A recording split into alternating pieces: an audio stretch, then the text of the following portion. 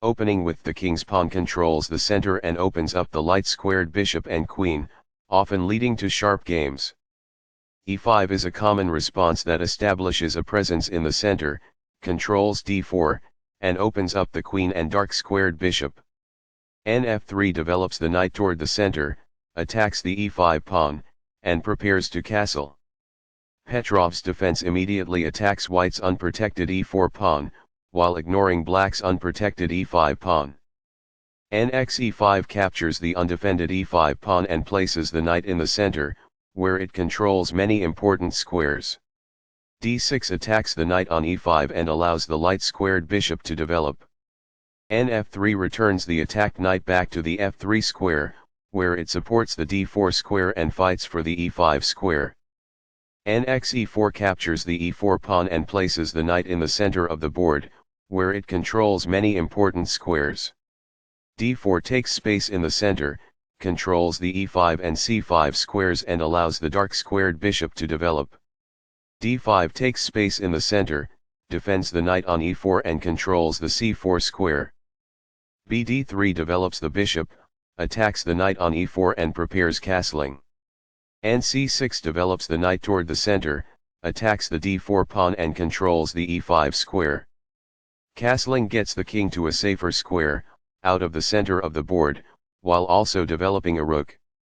Castling kingside tends to be safer because the king is further from the center.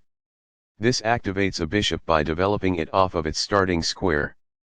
c4 takes space in the center, attacks the d5 pawn and prepares to develop the queen's knight behind the c pawn. b4 attacks the bishop on d3. b2 avoids the piece exchange by retreating the bishop to safety. Castling gets the king out of the center and activates the rook. This offers an equal trade of pieces. This develops a bishop off its starting square, getting it into the action. This kicks an opposing knight. This is an equal trade. This is the only good move. Takes back. This moves the knight to safety. This takes an open file, a common method for activating a rook. This maintains the balance in material with a good trade. Recaptures. This develops a bishop off its starting square, getting it into the action. This defends a pawn that was under attack and had no defenders. It is the last book move. That's not a mistake, but it's not the best move either. It is good. This is not the right idea. It is an inaccuracy. This is not the best. It is an inaccuracy. There were worse moves, but also something much better. It is an inaccuracy. This mobilizes the knight, allowing it to control more of the board. This threatens to kick a knight. It is best. This offers to exchange pieces of equal value. It is excellent. After all captures, this is an equal trade. It is best. Takes back. It is best. This threatens to win material. It is good. The game was close to balanced, but now black is worse. It is an inaccuracy. The rooks can see each other now, allowing them to provide mutual defense. This threatens to win a knight. It is good.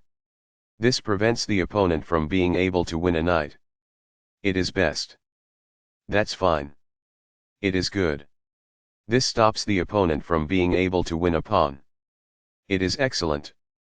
This wins time by threatening a queen and forcing it to move away. It is good. This moves the queen to safety. It is best. This threatens to kick a bishop. It is best. This is a fair move. It is good. This threatens to fork pieces. It is an inaccuracy. This protects the attacked pawn. This stops the opponent from being able to fork pieces. It is excellent. This reveals an attack on a bishop. It is good. This wins a pawn. It is best. Balanced, neither player ever had an advantage. That game was pretty competitive. Both players had an amazing opening. That was an incredible middle game by both players.